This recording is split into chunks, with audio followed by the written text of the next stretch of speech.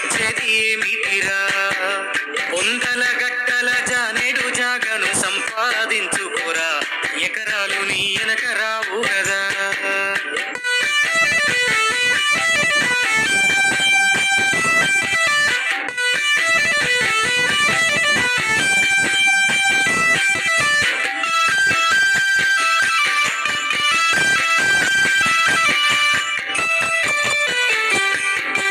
ఏమిచ్చినామని ప్రకృతి మనకు ప్రేమను పంచుతుంది, అమ్మోలే ఒడిలోన దాచుకుంది.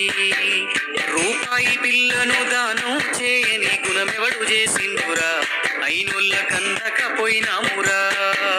మనకింత వెనకాల మంచితనం ఉండాలి.